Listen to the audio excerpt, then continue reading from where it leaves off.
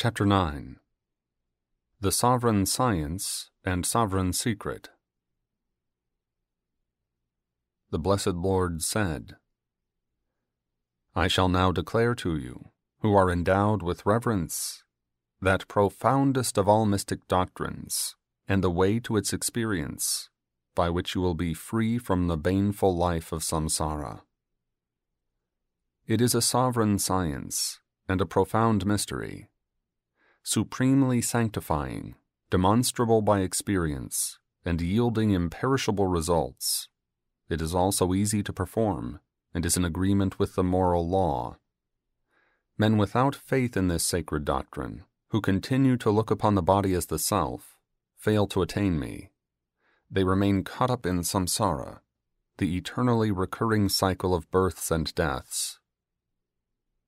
All this world is pervaded by me, the unmanifested being. All objects subsist in me, but not I in them. And yet objects do not abide in me. Behold my mysterious divine power, source and support of all objects, and yet not abiding in or limited by them. Know that as the mighty atmosphere ever abides in space, so do all objects abide in me, without restricting or limiting me in the least. At the end of a cosmic cycle, O son of Kunti, all beings resolve into nature, or prakriti, which is my own, and at the beginning of a new one, I bring them out again. Resorting to prakriti, nature, which is my own power, I send forth again and again this multitude of beings that are without any freedom, owing to nature's sway over them. These activities do not in any way bind me, because I remain detached, like one unconcerned in their midst. Under my direction and control, nature brings out this mighty universe of living and non-living beings. Thus does the wheel of this world revolve. Foolish men, without an understanding of my higher nature as the supreme Lord of all that exists, disregard me manifest in the human body. Futile are the hopes, futile the works, and futile the knowledge of these men of perverted understanding, who are deluded by their cruel, proud, and passionate nature, characteristic of Rakshasas and Asuras.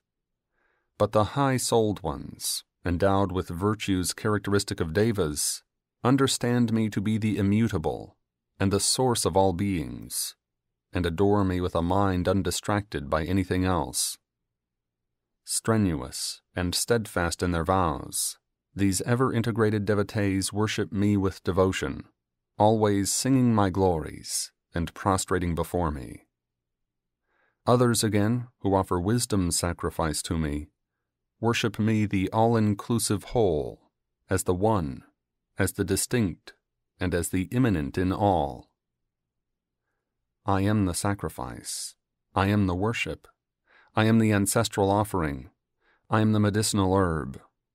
Again, I am the Vedic hymn. I am the sacrificial ingredients. I am the sacrificial fire, and I am the sacrificial oblation too. To this world I am the father, the mother, the grandsire, and the sustainer. I am the Holy One, to be known as also the syllable Om, the Rik, Sama, and Yajus. The goal, the support, the Lord, and the consciousness witnessing, all this I am.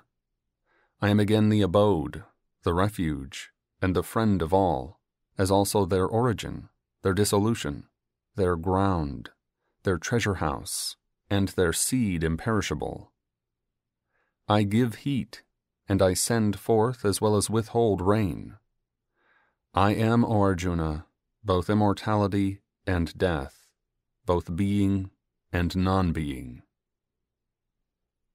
Men versed in the Vedas, cleansed of their sins by the performance of sacrifices, attended with the drinking of consecrated soma juice, pray for heavenly regions, as the reward for adoring me with those rites.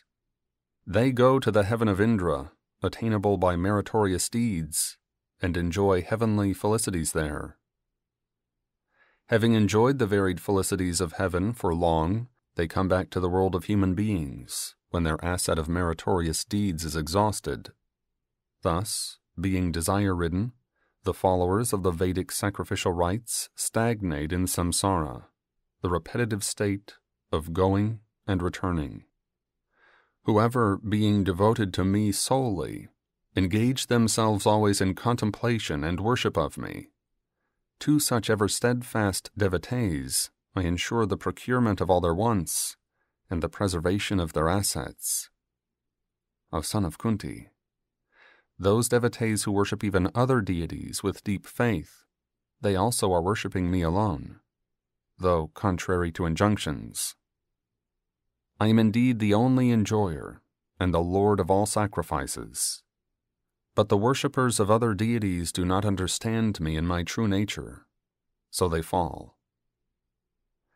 The votaries of the deities go to the deities, of the mains to the mains, and of the spirits to the spirits, while my worshippers come to me. Whoever makes an offering to me with devotion, be it of leaf, flower, fruit, or water, that devout offering made by a pure-hearted man, I accept with joy. O son of Kunti, whatever you do, whatever you eat, whatever you offer in sacrifice, whatever you give as charity, whatever austerity you perform, do that as offering unto me. Thus shall you be freed from the bonds of karma, bearing good and evil fruits. With the heart firmly set on renunciation, you will attain liberation, and thereby come to me. I am the same towards all beings. None is hateful, and none dear to me. But those who worship me with devotion dwell in me, and I too dwell in them. Even a confirmed sinner, if he worships me with unwavering faith and devotion, must verily be considered as righteous, for he has indeed taken the right resolve. Soon will he become righteous, and attain to lasting peace. No devotee of mine will ever perish. You may swear to this effect, O Arjuna. O son of Pritha, taking refuge in me, women, Vaishyas, Shudras, and likewise even men of inferior birth, attain to the highest spiritual goal. Then how much more so in the case of holy Brahmanas and also of devoted royal sages? Having come into this impermanent and unhappy world, engage yourself in my worship. Let your mind be absorbed in me, be devoted to me, sacrifice unto me, and bow down to me. Thus, having me as your highest goal, and united with me in mind, you shall come to me alone.